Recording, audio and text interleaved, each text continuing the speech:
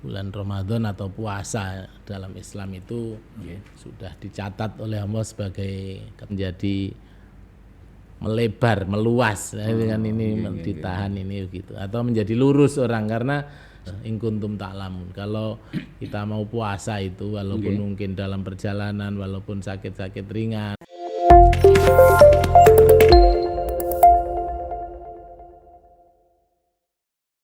Assalamualaikum warahmatullahi wabarakatuh. Alhamdulillah, pemirsa, saya Subhan Abu Rizal bisa bersama Anda di Media Center PCNU Kabupaten Nganjuk dalam program khusus, program spesial kita di bulan suci Ramadan, yaitu Ramadan Sareng Kiai. Kita akan hadir di setiap hari program ini untuk menyertai, mengiringi puasa Anda selama di bulan suci Ramadan ini, tentu bersama atau Sareng Kiai. Dan kesempatan kali ini kita bersama dengan Kiai Haji Harisuddin Akib yang sudah hadir di Media Center PCNU Kabupaten Nganjuk di saat ini. Kita akan langsung saja bersama beliau. Assalamualaikum Kiai. Waalaikumsalam warahmatullahi wabarakatuh. Ya, terima kasih kerawahannya, kehadirannya di Media Center PCNU ini, Yai. Sama-sama, alhamdulillah diberi kesempatan bisa silaturahim dengan para nahdiyin, nahdiyat, para pemirsa semuanya. Sehat ya? Alhamdulillah, sehat selalu. Puasa malah justru harus sehat gitu. Sehat. Ya. Resep sehat. Puasa Ramadan atau bulan suci Ramadan hadir di setiap tahun sekali bagi umat Islam, apalagi yang memiliki keimanan tertentu tentu memiliki standar sendiri-sendiri kehadiran, betapa pentingnya kehadiran Ramadan itu ya. Nah, bagaimana memanfaatkan Ramadan ini dalam hal bagaimana kita ini bisa lebih dekat kepada Allah, lebih mencintai Allah, lebih banyak ini agar ya kemanfaatan itu akan kita raih karena memang dekat dengan Allah itu penting gitu loh bagi seseorang muslim. Nggih. Terima kasih Pak Abu Rizal. Jadi memang ibadah bulan Ramadan atau puasa dalam Islam itu sudah dicatat oleh Allah sebagai ketetapan, kewajiban bagi orang-orang yang beriman di kalangan umatnya Nabi Muhammad ini, yaitu umat Islam ya. Sehingga ibadah ini atau puasa di bulan Ramadan 1 bulan penuh itu memang hikmatut tasyriknya, rahasia disyariatkannya memang dalam rangka untuk membentuk pribadi yang senang mendekatkan diri pada Allah dan nikmat berada di dekat dengan Allah, yang namanya muttaqin itu. Jadi kata Allah kan la'allakum tattaqun, mudah-mudahan kalian mau menjadi bertakwa atau menjadi takwa, muttaqin. Ini sehingga lembaga yang namanya puasa Ramadan ini dilembagakan memang menjadi lembaga yang sangat kukuh.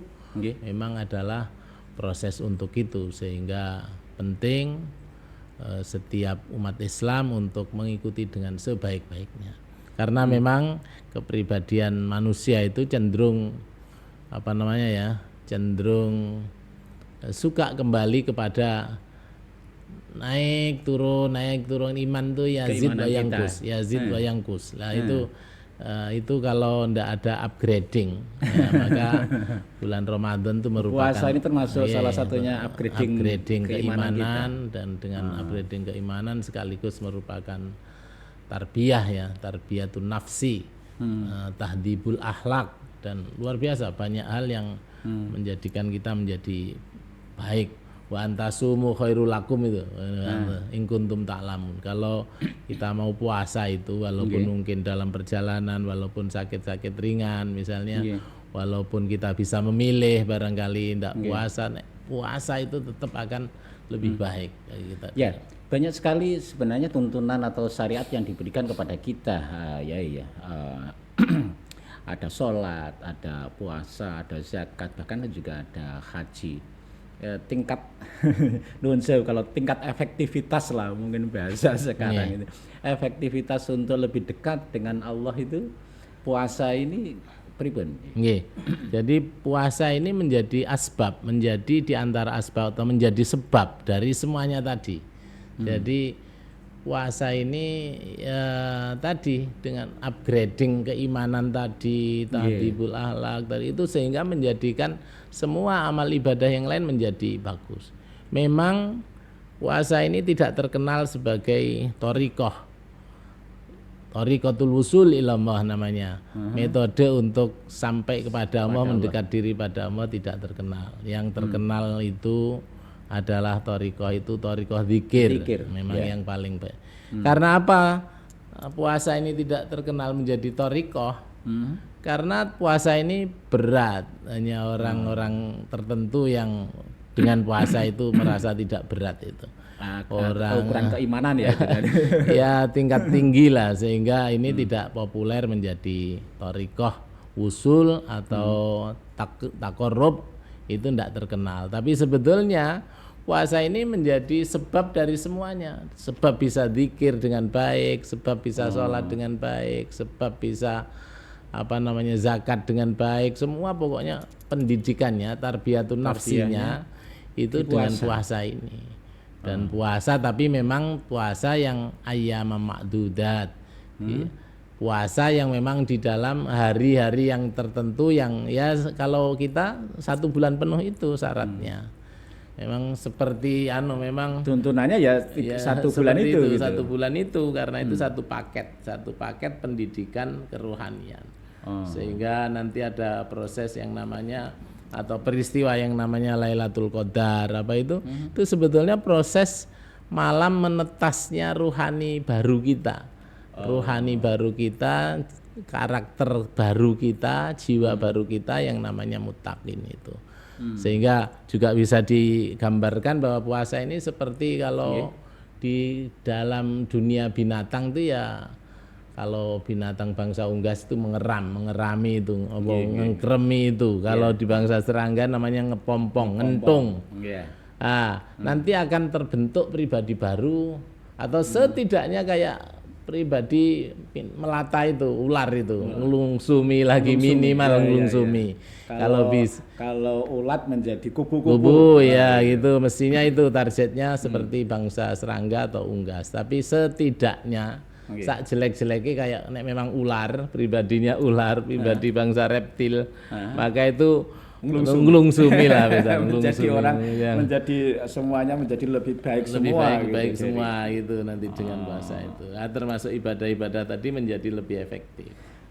Yai, kalau puasa tuntunan kita yang sebulan itu, sebenarnya puasa itu kalau dalam catatan beberapa cerita atau apa begitu, sebenarnya orang tidak muslim ada puasa juga katanya. Orang-orang dulu itu yang belum memeluk Islam mungkin ada puasa atau mungkin istilahnya topo dan seterusnya.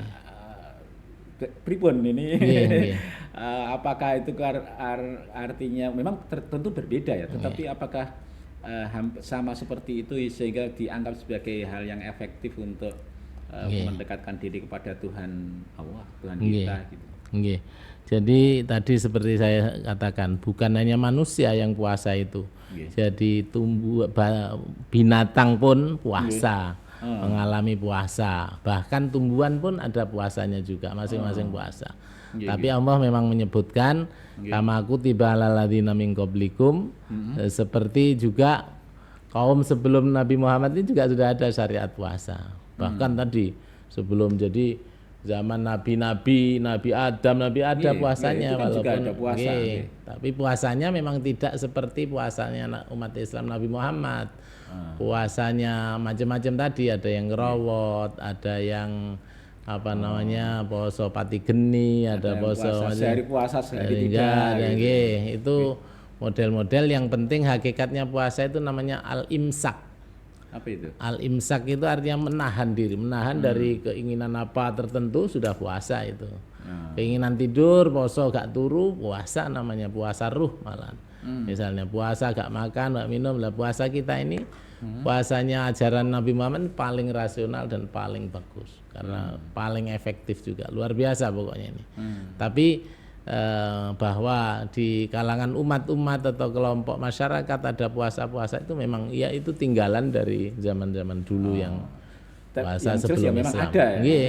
Dan itu memang nilainya puasa dan tetap nilainya sangat bagus. Biasanya untuk kepentingan tertentu, menguasai ilmu tertentu, membentuk karakter tertentu, itu ada puasanya sendiri-sendiri. Dengan puasa. Nah, puasanya sendiri-sendiri. Ada, saya dulu pernah mau belajar namanya Hikmatul Isyraq Asy-Syuhrawardi itu disuruh puasa 40 hari, puasanya tidak makan yang di ruhin, yang tidak yang punya apa yang nyawa, tidak bernyawa, hewani. Dari makanan yang mengandung apa namanya hewani itu apa namanya yang mengandung apa zat ini zat hewani itu apa istilahnya protein hewani, protein hewani. Nah, itu misalnya gitu. Nah itu untuk menselaraskan karakter kita, jiwa kita dengan ilmu tertentu itu, karena dorongan hewani yang harus diturunkan, ada dorongan apa yang harus diturunkan itu puasa itu gitu, imsaknya itu yang penting. Sehingga dengan imsak itu kan bahasa Jawa ini metenteng. Dengan ngempet metenteng itu akan terjadi seperti olahraga ya, ini, sehingga nanti akan terjadi kekuatan dan bekasnya juga ada dengan kerasnya tubuh ini. Lah puasa kita Nabi Muhammad ini, syariat Nabi Muhammad ini luar biasa. Itu kan konsep puasa kita kan mansoma, ada 2 kali itu. Mansoma Ramadan, gimana itu ya? Dalil ini yang barang mansoma di syahri Ramadan. Mansoma Ramadan imanan waktu bulan itu. Imanan waktu, ada yang mankoma Ramadan imanan, ada yang mansoma Ramadan imanan wahtisaban. Niatnya harus imanan wahtisaban satu, tapi polanya ada 2. Ada soma kalau siang, kalau malam tuh koma. Jadi ketika koma itu berarti malamnya bangun. Kombinasi dari 2 itulah puasa hakikat dari apa namanya tuntunan Rasulullah SAW. Kalau siang ya soma sesuai dengan ini, kalau malam qiyam mulai mendirikan qiyamul lail, salat macam itu. Salat, tadarusan, macam-macam itu kalau malam. Kalau siang puasa bener. Jadi kalau larangan, ada yang larangan mengurangi banyak maksiat, larangan kemudian banyak berkata kotor, itu tidak hanya pada saat puasa saja, tetapi malam juga harus tetap gitu maksudnya. Artinya 24 jam itu penuh dengan nuansa kerohan, menekan nafsu syahwati hayawani dan meningkatkan intensitas nafsu kemalaikatan. Jadi membina nafsu kemalaikatan itu ya dengan ibadah itu terus, sehingga temperatur jiwanya itu namanya haroroh di dalam, panasnya di dalam jiwa ini akan terus gitu, seperti ketika itu angkremnya telur itu terus menjaga suhu agar tetap suhu ruangan tetap terus stabil, sehingga nanti ketika tanggal 20 itu sudah mulai pada mau menetas, 21, 22, 23 ada yang sampai ini. Kalau puasanya, kalau angkremnya ayam ini tidak stabil, sering turun ya, mesti nggak jadi netes, itu nggak bisa netes. Atau ini yang banyak kita tidak tahu, itu ada hikmah Rasulullah mengajarkan sunnah puasa setelah Ramadan itu juga sangat penting. Itu karena apa? karena walaupun kita netes Nggih. mungkin tanggal 21, 22, 23 atau 20 atau 30 netes, Nggih. tapi kalau terus langsung euforia dengan kemaksiatan akhirnya melepaskan kembali nafsunya. ya, itu ruh yang baru netes tadi namanya istilahnya adalah apa itu, insan maknawi itu, jenis tiflul ma'ani namanya. Tiflul ma'ani itu bayi maknawi manusia yang masih bersih sekali, itu bisa mati. Mati sebagaimana matinya anak-anak ayam yang baru netes terus dijejeli jagung mati, atau dijejeli sate, atau bayi langsung disuruh makan sate. Akhirnya mati. Kalau mati maka ya kembali jadi ulat lagi setelah puasa. Lah itu yang akhirnya seringkali menurut penelitian saya, itulah kenapa kok wis poso berkali-kali puluh-puluh kali kok panggah jadi ulat saja misalnya, karena sering, kalau mungkin tidak netes atau bungker, atau netes tapi belum waktunya dewasa sudah dimakan sehingga mati lagi. Ya, Yai, kalau begitu menjalankan puasa ini ya tidak cukup ya. Kalau kita hanya sekedar mulai imsak, ya kita sudah tidak makan, tidak minum, kemudian sehari tidur, kemudian sudah maghrib makan lagi buka, tidak sekedar itu ya sebenarnya. Kalau begitu, kalau mau betul-betul memanfaatkan Ramadan atau bulan Ramadan ini, Nggih. Ya cukup ketika, tapi tadi itu ya konsepnya siang puasa, terus malamnya berqiyam itu tadi. Dan itu karena memang Allah harus seperti itu. Walaupun mungkin siang enggak apa-apa, tapi nanti akan terbentuk sendiri. Tapi akan sangat lebih bagus ketika memang puasanya sampai tentang puasa jiwanya dari syahwat-syahwat tadi, itu akan sangat lebih bagus. Tapi seandainya enggak, nanti ya otomatis akan begitu sendiri. Pokoknya makannya ya sunni ya, sunnah Nabi ya, tidak balas dendam ketika malam terus. Tapi kalau balas dendam otomatis nanti qiyamnya tidak akan bisa juga. Itu otomatis. Kalau standar nanti bisa qiyamul lailnya akan panjang, tarawihnya bisa panjang. Secara kejiwaan orang yang lapar memang lebih mudah atau lebih apa ya untuk banyak berzikir, untuk banyak mengingat Allah, atau lebih dekat orang lapar maksud saya. Dari sisi ini ya, apa namanya, mungkin kejiwaan atau orang yang lapar itu memang efektif begitu. Nggih. Jadi jiwa manusia itu komposisinya ada 3. Menurut Imam Al-Ghazali. Jadi ada syahwat, ada ghadab, ada ilm. Lah, apa itu? Ada syahwat itu keinginan, terus ghadab itu emosi, terus ada ilmu, pengetahuan, akal terus. Lah, yang 2 ini cenderung melebar terus dan akan menguat dengan adanya makan yang banyak, minum yang banyak. Semua itu akan menguatkan potensi syahwat. Nah ini juga gitu, akan menguatkan potensi ghadab. Syahwat dan ghadab potensinya akan menjadi kuat dengan makan, minum, seks, itu akan menjadi menguat. Nah ketika itu ditahan, maka ini akan kecil. Dengan mengecilnya dorongan syahwat dan ghadab ini, maka ilmu akan tadi, kreasi, intuisi, kebaikan, ilham baik, dorongan baik itu akan lebih masuk banyak dan mudah merealisasikan. Sehingga orang yang puasa walaupun lemes itu biasanya kalau dihitung amalnya tetap naik luar biasa. Naik luar biasa, yaitu nanti sholatnya, minimal sholatnya menjadi banyak, baca Quran, terus produk-produk apa yang pemikiran, pokoknya yang ilmunya itu akan menjadi melebar, meluas dengan ini ditahan ini gitu, atau menjadi lurus orang, karena syahwat itu mengajak orang ke kiri, menyalahi dari Siratal Mustaqim, akan lompat ke kiri. Ghadab juga gitu, akan menjadikan orang akan lompat dari Siratal Mustaqim ke kanan. Nah, yang tetap itu ilmu itu tadi, sehingga penting sekali itu, menahan itu penting sekali. Sehingga dengan lapar, artinya apa, kondisi lapar secara fisik ya, puasa bagaimanapun walaupun mungkin dia tidak begitu menyadari Enggak menyadari ya, tapi yang begitu lapar itu saja sudah paling tidak akan mengarahkan gitu ya.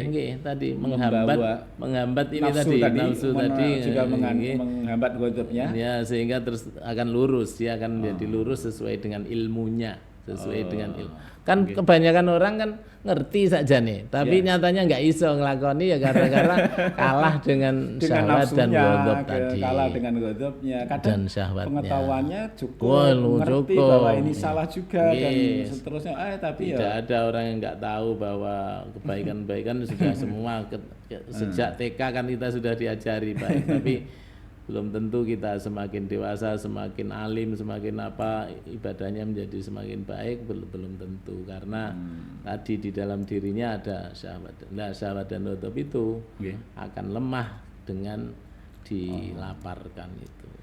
Luar biasa. Ini penting untuk artinya kita sadari betul sehingga pada saat waktu lapar siang hari memang itu efektif untuk itu. Nah, malamnya gitu.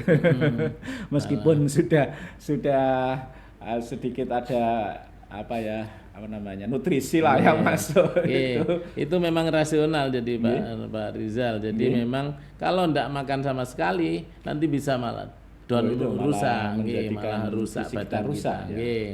Nah, itu cara Islam itulah yang paling rasional dan luar biasa. Jadi puasa itu ya cukup 12 jam itu. Dan tetap harus buka dan sahur yang sesuai dengan proporsi kerjanya dia, kebutuhan berapa. Ya kurang-kurang sedikit itu bagus. Tapi kalau lebih kan nanti energinya akan kalau menjadi poso ngebleng gitu.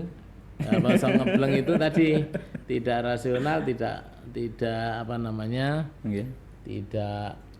poso pati geni itu, poso ngebleng, poso itu bukan puasa yang rasional karena itu menghilangkan, mematikan semua. Nanti tidak bisa seimbang, tidak bisa bahagia.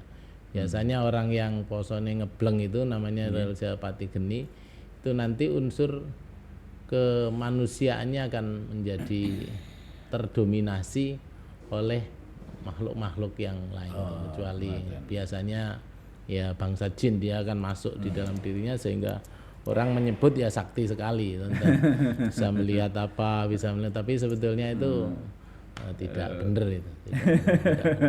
Dan bukan kesaktian dengan dirinya sendiri, itu maksudnya. Malah sakti untuk orang lain kan, mengalahkan orang lain, terus mengetahui aib orang lain dan sebagainya. Saya kira itu penting untuk kita pahami. Mungkin sebelum kita akhiri ada pesan yang bisa disampaikan bahwa puasa ini sebuah momen atau sebuah media kita untuk bisa lebih mendekatkan diri kepada Allah, karena memang dekat dengan Allah itu amat penting lah bagi seorang muslim. Jadi monggo mari kita semuanya belajar untuk berpuasa seperti sunnah Rasulullah SAW ya, karena yang itu paling bagus dan nanti kebahagiaannya juga betul-betul akan bisa kita rasakan. Terus juga yang sebetulnya kalau mengikuti Rasulullah itu puasa itu ada warming up. Jadi ada pemanasan puasa. Latihan awal. Pemanasan. Kita sudah pemanasan atau belum itu mungkin puasa yang akan datang lagi lah. Pemanasannya puasa itu ya dengan puasa sunnah bulan Rajab sama bulan Sya'ban. Bulan Rajab itu Nabi hanya beberapa hari, 10 hari. Kalau Sya'ban itu hampir 1 bulan. Terus baru kemudian poso beneran ya bulan puasa itu. Puasa itu karena itu taruhannya tadi. Taruhannya jadi atau enggak jadi, netes atau enggak netes. Nah itu kalau enggak netes kan ngesakno juga. Tapi ada sih memang enggak netes tapi ngelungsumi aja ya. Tapi tetap harus kalau bisa netes. Iya, kalau bisa netes. Netes itulah yang disebut dengan mengalami Lailatul Qadar itu. Dia akan terjadi semua peristiwa yang disampaikan oleh orang-orang sufi yang katanya itu sebetulnya karena nuansa perubahan lahirnya reborn, lahirnya kembali manusia maknawi tadi mutakin itu, sehingga katanya tanda-tandanya gini, tandanya itu sebetulnya adalah tanda-tanda psikologis sampai menjadi tanda-tanda mendapat Lailatul Qadar. Gitu. Sebetulnya itu tanda yang paling melalui proses dari awal Ramadan ya. Dan tanda yang perlu digarisbawahi, tanda menerima Lailatul Qadar sebetulnya bukan apa-apa ya, akhlak juga. Kalau akhlaknya tetap kayak ulat apa kayak kupu-kupu, karena itu kalau sudah jadi kupu-kupu berarti betul-betul mengalami Lailatul Qadar. Kalau masih ya seperti ya saya kira begitu. Mudah-mudahan kita semuanya diberi hidayah dan inayah oleh Allah, kekuatan untuk bisa melaksanakan puasa dengan baik. Tapi ya sebaik apapun atau kurang baik juga Allah Rahman. Besok masih ada puasa lagi. Cuman persoalannya sampaikah kita ke besok lagi, itu kan misteri juga kan. Sehingga monggo kita targetkan puasa yang sekarang aja, yang ini aja. Harus paling baik dari sebelumnya. Sampai menetas betul. Matur nuwun. Baik, terima kasih Yai Harisuddin Aqib. Dan pemirsa, demikian perjumpaan kita, perbincangan kita dalam program Ramadan Sareng Kiai dari Media Center PJNU Kabupaten Nganjuk bersama dengan Kiai Haji Harisuddin Aqib di saat ini. Saya Subhan Abdul Rizal yang mengantarkan undur diri sampai di sini. Wallahu muwaffiq ila aqwamit thoriq. Wassalamualaikum warahmatullahi wabarakatuh.